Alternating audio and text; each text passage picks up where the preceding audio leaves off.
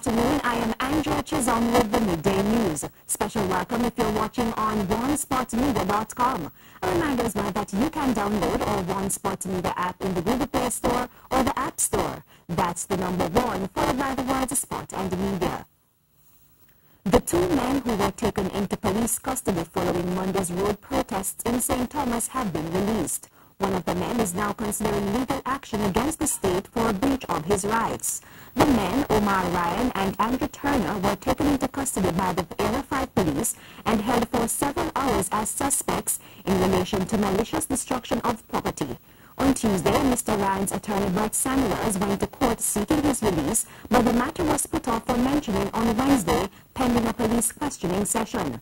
Mr. Samuel says both men were questioned in the presence of their attorneys and subsequently released unconditionally without charge. Therefore, there was no need for us to go back to court on Wednesday when the matter was set for mention. Mr. Omar Ryan is out, and we are now considering what legal steps should be taken for the breach of his rights. The Cannabis Licensing Authority came under pressure in Gordon House yesterday, with some members of a House committee accusing the agency of dragging its feet. TVJ's Krista Campbell has details. 2 years since its inception, the Cannabis Licensing Authority, CLA, says it's so far seen 315 applications, of which 8 have been rejected for failing to meet certain requirements. 61 applicants have received conditional approvals, but only 11 have been granted licenses to date. At Wednesday's sitting of Parliament's Public Administration and Appropriations Committee, PAAC, members questioned whether the CLA is dragging its feet. But the authority notes that international regulations, which still list marijuana as a dangerous drug, continue to pose a challenge to its work to set up a cannabis industry in Jamaica. Added to that, much like the agricultural sector, there's the challenge of banks granting approvals for loans for those looking to enter the industry. The measures that we have put in place in terms of security requirements and even our due diligence requirements to ensure that persons are fit and proper for the industry, we have been able to communicate these to the bank and to give them some measure of assurance that we're trying to guard against the type of issues that they're trying to protect. It's a partnership between yourselves as a licensing authority and the banks. And if there's not a clear partnership, I think it is unfair to people to say to go ahead. PAAC members insisted that the hesitation from banks must first be sorted out before the authority goes any further. And PAAC chairman Dr. Wickham McNeil gave both the CLA and the industry ministry until next week to bring a clear guideline and timeline about how and when they will have the issue addressed. Meanwhile, another PAAC member also took issue with an aspect of the application fees for those wishing to enter the cannabis industry. For a cultivator's license, if you're Tier 1, which is up to 1 acre, it is 2,000 United States dollars or the Jamaican equivalent. And if it is 1 acre up to 5, it is 2,500 for every 4,047 square meters. The official currency of the country is not US dollars. The government is quoting rates in US dollars for Jamaicans. So I must go and find some US or buy some US. Chairman, just to note that that's how it's written in the regulation. Am I not correct? The regulation must be changed then. Since we write the regulation, it didn't drop out the sky. Meanwhile, PAAC chairman Dr. Wickham McNeil also urged the CLA to ensure their regulations make provisions for export and retail of medicinal marijuana, which he stressed holds great economic possibilities for Jamaica. Krista Campbell, TVJ News. An update now on the plight of vendors affected by the fire in the Ray Market in downtown Kingston on Tuesday. TVJ's O'Shane Masters has details. Scenes from the Ray Market in downtown Kingston after a blaze on Tuesday, which caused serious losses. Persons tried to put the pieces together like these men who were seen rebuilding stalls, while others searched through barrels to examine items that were spared. But while that was the case for some, others who lost everything weren't sure of the next step. I can't tell you this no more. They must stop this what them doing. It's every year thing, and we're fed up of it. 2 times a year, we never get competition. We never get nothing yet. We just relax. When I burn it down, we just build it up back. And this is the time where we need something. We're tired of it. I'm too old for sell my body now, you know. Me a 50-year-old, and a long time I do this. I mean, I'm not a choice. I have a great education for go look no work. The vendors insist fires in the market occur too often, and they are simply frustrated as they believe the authorities aren't doing enough to prevent these situations. Just fence it round, build it up, give it toilet and bathroom, and collect from we. Because when you collect money, we don't see no better. Them come in and them rape old people, them kill people, them rob all them and kill them in here. You come a morning and you have to clean up doodoo, you have to clean up this. And 2 weeks now since my shop done build, I'm build it out of metal. And them a fight me down at the office and I keep calling. People down at the authority, them a call, why me build this? And you see the reason why I build this? KFC, you see the reason why I build this? I just do the fire. And so this appeal to the authorities. Prime Minister, you will vote for it. I beg you. Fix up railway ground. The rich and the poor come here. The richest set of people, the higher class set of people come here. For buy second hand, I beg you. Fence round the place and make we pay our money. Get a security for pay them. And we have the KSC to help out the people them. Them are beg you know. You see me? And me a youth attack the truth. And I God know the truth. Mr. Owens, I like you, my youth. Me hear you talk some good things, but I want you to help them. I want you to help the poor people. O'Shane Masters, TVJ News. Successive administrations are being praised for the work they have done to stabilize Jamaica's economy over the last 20 years. Speaking at a Mona School of Business Forum last evening, former co-chair of the Economic Program Oversight Committee, EPOC, Richard Baz, noted that the macroeconomic program which has been undertaken by the government is reaping results. He said one significant indicator is that of the country's gross domestic product, GDP. 20 years ago, nearly 30%, 29.7% of the GDP was good producing. Today it is 24.2%. So a 5 to 6% change in the composition of the GDP. On the current account side, he noted that there have been mixed results over the last 2 decades. In 1997, up until about 2000, that deficit, and we always run a deficit on our current account, was modest, $200 to $300 million. And then after 2000, it ballooned into $1 billion US, and it hit a peak of $2.8 billion US in 2008.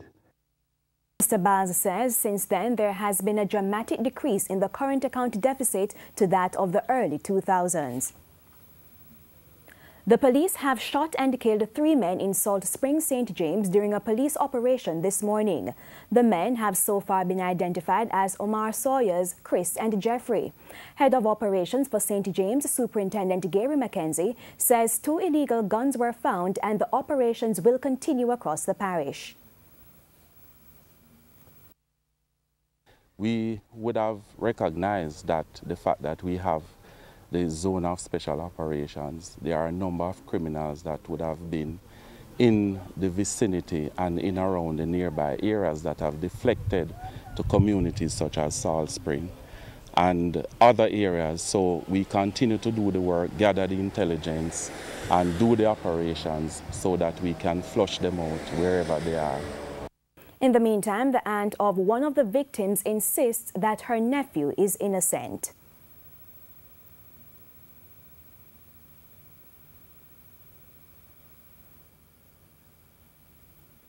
The number of young people involved in crime has increased within the last few years, raising concern among many Jamaicans. But what is the government doing to protect our future and tackle the rising in criminal activities?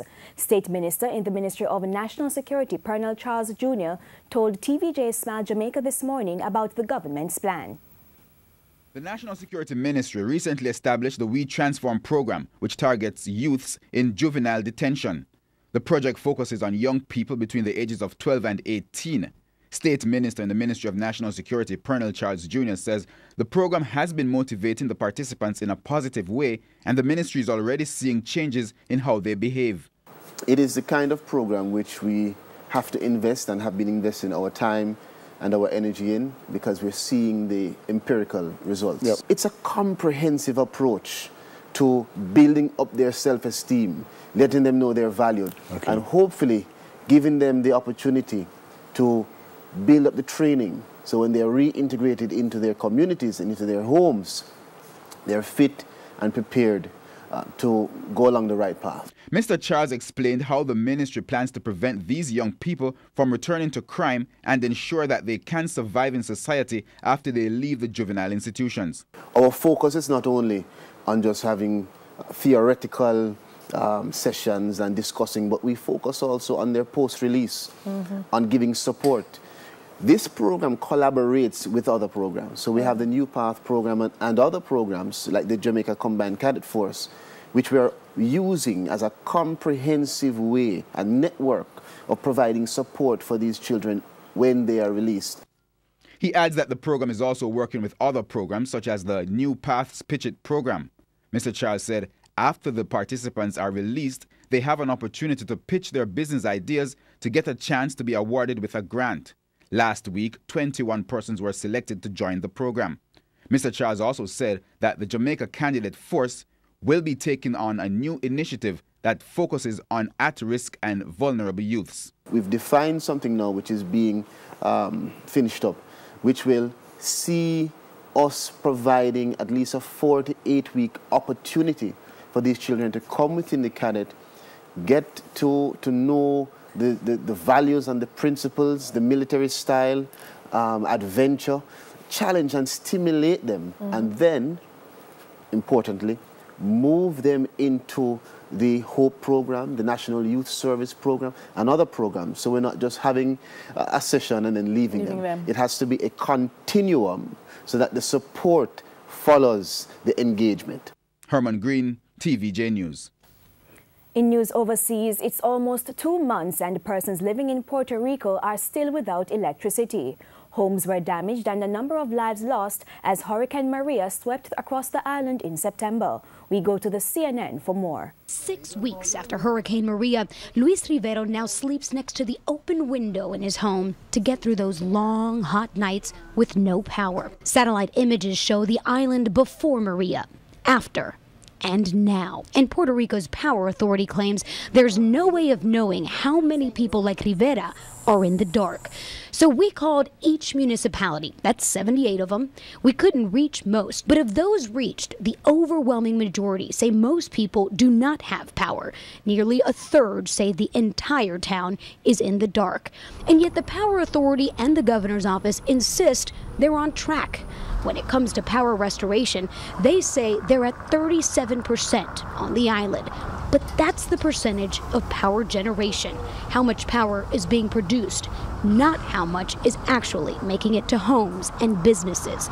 We noticed government officials changed how they report the numbers on power, initially using the percentage of clients with power, something they denied until we reminded them of this tweet by the governor's mansion, retweeted by the power authority, listing clients with service 2 weeks after Maria.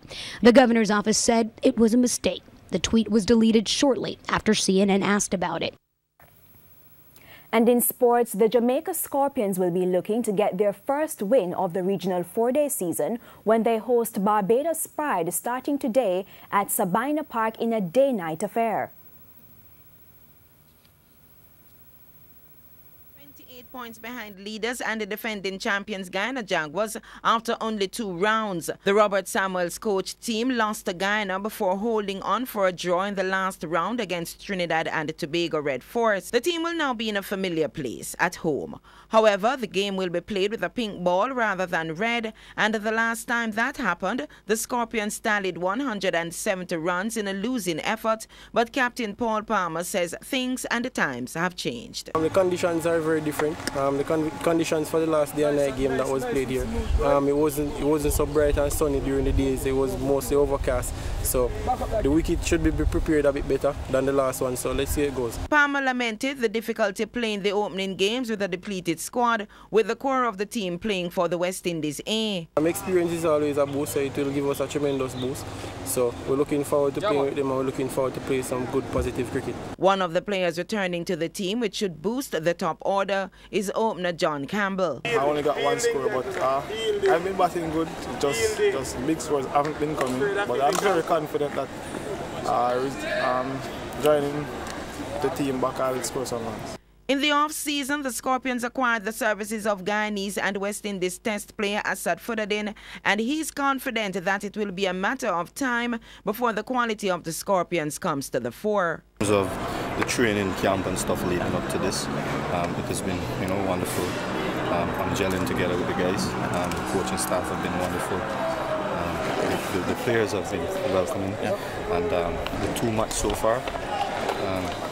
We are improving as a team, a very young team, so good things are ahead. UWI student Romain Morris has been entrusted with the role of wicketkeeper batsman, and despite his half-century on debut, there's much more to come. Well, I think I performed basically excellent with the gloves, but in the batting department I didn't really contribute much, but it's a learning curve for me and it only can get better from here, so I just want to improve on my game day by day and adapt quickly. The game bowls off at 2 p.m. Karen Madden, TVJ Sports. And that's the midday news. I'm Andrea Chisholm. Do remember to join us at 7 for the primetime news package. On behalf of the news, sports and production teams, good afternoon.